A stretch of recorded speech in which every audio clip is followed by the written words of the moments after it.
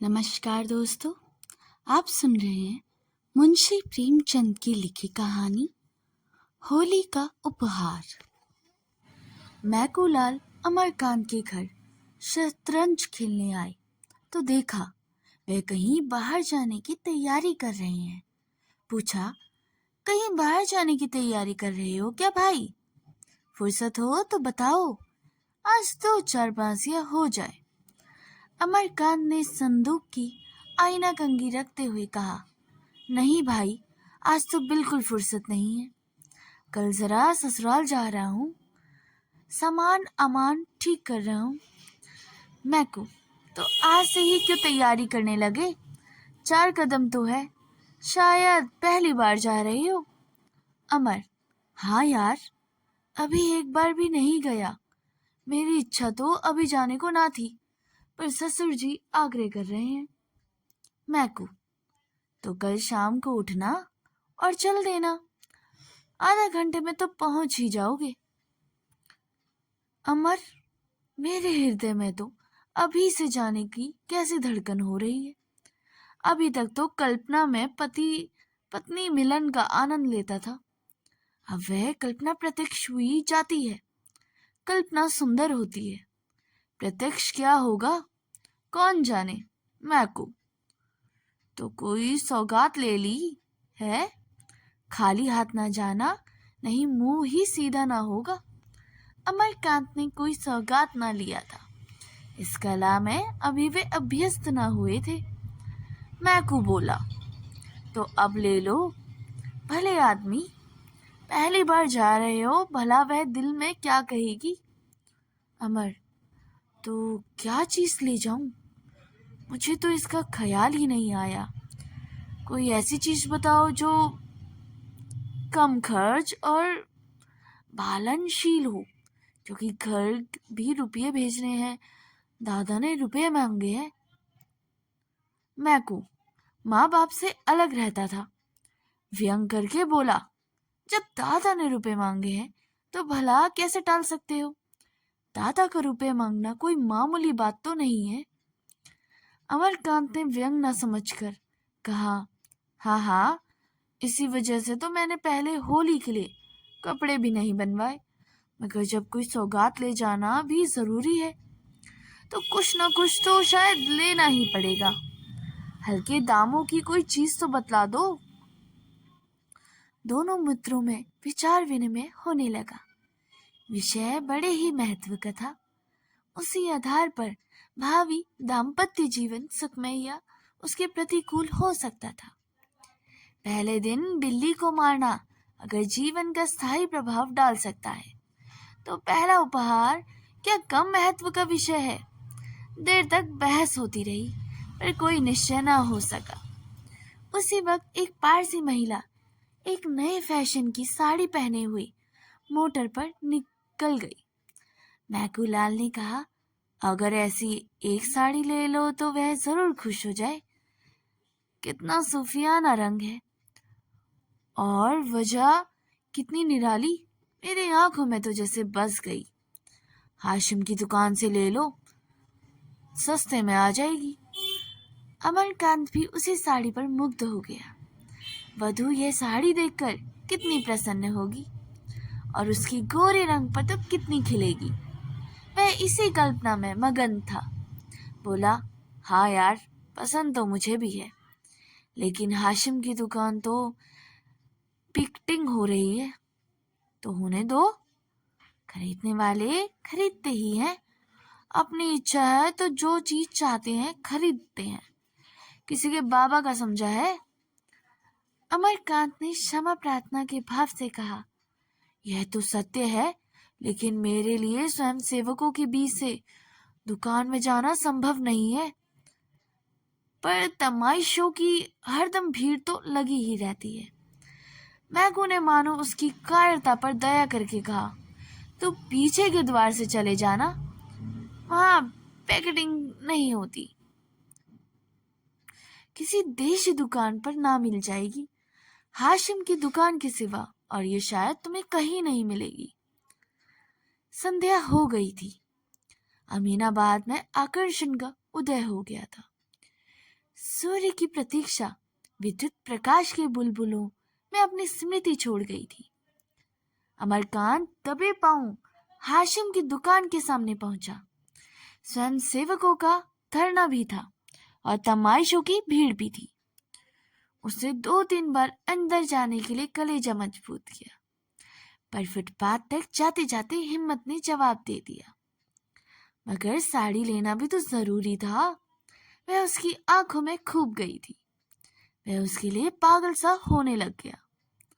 आखिर उसके पिछवाड़े के द्वार से जाने का निश्चय किया। जाकर देखा, अभी तक वहां कोई वॉलंटियर ही ना था। जल्दी से एक सपाटे में भीतर चला गया और 20-25 मिनट में उसी नमूने की एक साड़ी लेकर फिर उसी द्वार पर आ गया। पर इतना ही देर में परिस्थिति बदल चुकी थी। 3 स्वयं सेवकों वहां आ पहुंचे थे। अमरकांत 1 मिनट तक द्वार पर दुविधा में खड़ा रहा, फिर तीर की तरह निकल भागा और अंधाधुंध भागता चला गया। दुर्भाग्य की बात है, यह बुढ़िया लाठी टेकते हुई चली आ रही थी। अमरकांत उनसे टकरा गया। बुढ़िया गिर गई और लगी गालियां देने। आंखों में चर्बी छा गई है क्या? देखकर नहीं चलते? यह जवानी ढह जाएगी एक दिन। अमरकांत ने पाँव आगे ना जा सके बुढ़िया को उठाया और उसे क्षमा मांग रहे थे कि तीनों स्वयंसेवकों ने पीछे से आकर उसे घेर लिया। एक स्वयंसेवक ने साड़ी के पैकेट पर हाथ रखते हुए कहा, बिलाती कपड़ा ले जाए का हुक्म नहीं है, विलायत है तो सुन्नत ना ही हो। दूसरा बोला, आप तो ऐसे हो भोगे जैसे कोई चोर भागे। तीसरा बोला, हजारन मनई पकड़ी पकड़ी के जहला में भरा जात है। देश में आग लगी है और इसका मन मिलाती माल से नहीं भरा, देखो तो जरा। अमरकांत ने पैकेट को दोनों हाथों से मजबूती करके कहा, क्या तुम लोग मुझे जाने नहीं दोगे? पहले स्वयंसेवकों ने पैकेट पर हाथ बढ़ाते हुए कहा, जाई कैसन देई, बिलाती कपड़ा लेके तुम यहाँ से कबो नहीं जा सकत हो। अमरकांत ने पैकेट को एक झटके से छुड़वा कर कहा, तुम मुझे हरगिज नहीं रोक सकते। उन्होंने कदम आगे बढ़ाया, मगर 2 स्वयंसेवकों तुरंत उसके सामने लेट गए। अब बेचारे बड़ी मुश्किल में फंसे।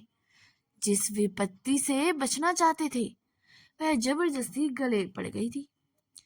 1 मिनट में बासी बसों आदमी जमा हो गए। चारों तरफ उन टिप्पणियां होने लगी, कोई जेंटलमैन मालूम होते हैं, यह लोग अपने आप को शिक्षित कहते हैं। छी, इस दुकान पर से रोज 10 आदमी गिरफ्तार होते हैं, पर आपको इसकी क्या परवाह? कपड़ा छीन लो और कह दो जाकर पुलिस में रिपोर्ट कर दे। बेचारे बेड़िया सी पहने हुए खड़े थे, कैसे गला छूटे इसका कोई उपाय ना सूझता था। मैकूलाल पर क्रोध आ रहा था, पर उसी ने यह रोग उसके सिर मड़ा। उन्हें तो किसी सौगात की फिक्र ना थी। आए वहां से कि कोई सौगात ले लो। कुछ देर तक लोग टिप्पणियां ही करती रहे, फिर छीना झपट शुरू हो गई।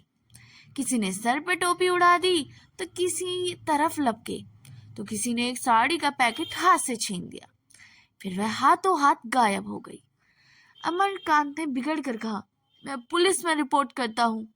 एक आदमी ने कहा, हाँ हाँ जरूर जाओ, और हम भी सभी को फांसी भी चढ़वा देंगे। सहसा एक युवती खद्दर की साड़ी पहने एक थैला लिए आ निकली। यह हुड़दंग देखकर बोली, क्या मामला है? तुम लोग इस भले आदमी को क्यों टिक रहे हो? अमरकांत की जान में जान आई। उसके पास जाकर फरियाद करने लगे, ये लोग मेरे कपड़े छीनकर भाग रहे हैं और उन्हें गायब भी कर दिया। मैं इसे डाका कहता हूँ, यह चोरी है। इसे मैं न सत्याग्रह कहता हूँ न देश प्रेम। युवती ने दिलासा दिया, घबराए नहीं, आपके कपड़े मिल जाएंगे। तो इन्हीं लोगों के पास कैसे कपड़े थे? एक स्वयं सेवक बोला, बहन जी, इन्होंने हाशिम की दुकान से कपड़े लिए हैं। युवती, किसी दुकान से लिए हूं, तुम्हें उनके हाथ से कपड़ा छीनने का कोई अधिकार नहीं है। आपके कपड़े वापस दो। किसके पास है? एक क्षण में अमरकांत की साड़ी जैसे हाथों हाथ गई थी वैसे ही हाथों हाथ वापस आ गई। जरा देर से भीड़ भी गायब हो गई, स्वयं सेवक भी चले गए।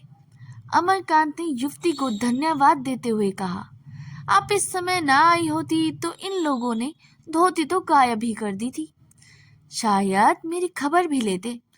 युवती ने सरल भाव से कहा, जन संपत्ति का लिहाज सभी को करना पड़ता है, मगर आपने इस दुकान से कपड़े लिए ही क्यों, जब आप देख रहे हैं कि वहां हमारे ऊपर कितना अत्याचार हो रहा है? फिर भी आप ना माने। जो लोग समझदार भी नहीं समझते उन्हें कोई कैसे समझाए? अमरकांत ने इस लज्जित होते हुए हो गए और अपने मित्रों में बैठकर वे जो स्वेच्छा से राग अलापा करते थे वे सब भूल गए। बोले, मैंने अपने लिए नहीं खरीदे, एक महिला की फरमाइश थी इसलिए मजबूर था। उन महिला को आपने समझाया नहीं? आप समझाती तो शायद समझ जाती।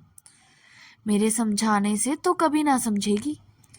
कभी अवसर मिला तो जरूर समझाने की चेष्टा करूंगी। पुरुषों की नकेल महिलाओं के हाथ में है। आप किस मोहल्ले में रहते हैं? सदागंज में। शुभ नाम? अमरकांत। युवती ने तुरंत जरा सा घूंट खींच लिया और सिर झुकाकर संकोच और स्नेह से सने स्वर में बोली, आपकी पत्नी तो आपके घर में नहीं है, उसने फरमाइश कैसे की? अमरकांत ने चकित होकर पूछा, आप किस मोहल्ले में रहती हैं? घसियारी मंडी। आपका नाम सुखदा देवी तो नहीं है? हो सकता है, इस नाम की कई स्त्रियां हैं। आपके पिता का नाम ज्वाला दत्त जी है, उस नाम के तो कई आदमी हो सकते हैं। अमरकांत ने जेब से दिया सलाई निकाली और वही सुखदा के सामने उस साड़ी को जला दिया। सुखदा ने कहा, आप कल आएंगे? अमरकांत ने अवरुद्ध कंठ से कहा, नहीं सुखदा, जब तक इसका प्रायश्चित न कर लूंगा नहीं आऊंगा। सुखदा कुछ और कहने जा रही थी कि अमरकांत तेजी से कदम बढ़ाकर दूसरी तरफ चले गए। आज होली है, मगर आजादी के मतवालों के लिए ना होली है ना वसंत। हाशिम की दुकान पर आज भी पैकेटिंग हो रही है और तमाशाई आज भी जमा है। आज के स्वयं सेवकों में अमरकांत भी खड़े पैकेटिंग कर रहे थे। उन्होंने देह पर खद्दर का कुर्ता है और खद्दर की धोती, हाथ में तिरंगा झंडा लिए हैं। एक स्वयं सेवक ने कहा, पानीदारों को ये बात तो लगती है, कल तुम कहाँ थे, आज क्या हो? सुखदा देवी ना आती तो बड़ी मुश्किल होती। अमर ने कहा, मैं उनके लिए तुम लोगों को धन्यवाद देता हूं, नहीं मैं आज यहाँ ना होता। आज तुम्हें यहाँ आना चाहिए था। सुखदा बहन तो कहती है मैं आज उन्हें जाने ना दूंगी। कल के अपमान के बाद अब मैं उन्हें मुंह दिखाने योग्य नहीं हूं। जब वह रमणी होकर इतना कर सकती है तो हम तो हर तरह के कष्ट उठाने के लिए बने ही हैं, खासकर जब बाल बच्चों की भार सिर पर होती नहीं है। उस वक्त पुलिस की लारी आई, सब एक इंस्पेक्टर उतरा और स्वयं सेवकों के पास आकर बोला, मैं तुम लोगों को गिरफ्तार करता हूं। वंदे मातरम की ध्वनि हुई। तमाशों में कुछ हलचल हुई। लोग दो दो कदम आगे बढ़ गए आए। स्वयं सेवकों ने दर्शकों को प्रणाम किया और मुस्कुराते हुए लारी में जा बैठे। अमरकांत सबसे आगे थे। लारी चलना ही चाहती थी कि सुखदा किसी तरफ से दौड़ी हुई आ गई। उसके हाथ में एक पुष्पमाला थी। लारी का द्वार खुला था। उससे ऊपर चढ़कर वह अमरकांत के गले में डाल दी। आंखों से स्नेह और गर्व की दो बूंदें टपक रही। लारी चली गई। यह होली थी। यही होली का आनंद मिलन था। उस वक्त सुगदा दुकान पर खड़ी होकर बोली, विलायती कपड़े खरीदना और पहनना देशद्रोह है। तो दोस्तों, यह स्टोरी यहीं पर खत्म होती है। मुंशी प्रेमचंद की कहानी होली का उपहार, अर्थात होली के त्योहारों के माध्यम से जीवन की गहरे संदेश और मानवीय संबंधों के महत्व को दर्शाती है। यह कहानी हमें सिखाती है कि त्योहार केवल रंगों का नहीं, बल्कि प्रेम, त्याग और आपसी समझ का प्रतीक है। इस कहानी के माध्यम से मानवीय संबंधों की मिठास और ये महत्व को भी दर्शाती है, जो होली के रंगारंग त्योहार के साथ जुड़कर भी और भी गहरी हो जाती है। कहानी अच्छी लगी हो तो आप इसे खुद तक ही ना रखें, अपने मित्रों और परिवार के साथ शेयर जरूर कर सकते हैं। और चैनल अभी तक सब्सक्राइब नहीं किया तो इसे सब्सक्राइब भी कर लें और इसके साथ लगे हुए बेल आइकन को भी प्रेस करें, ताकि मेरे द्वारा अपलोड की हुई कहानियों का नोटिफिकेशन आपको हमेशा मिलता रहे। तब तक के लिए धन्यवाद।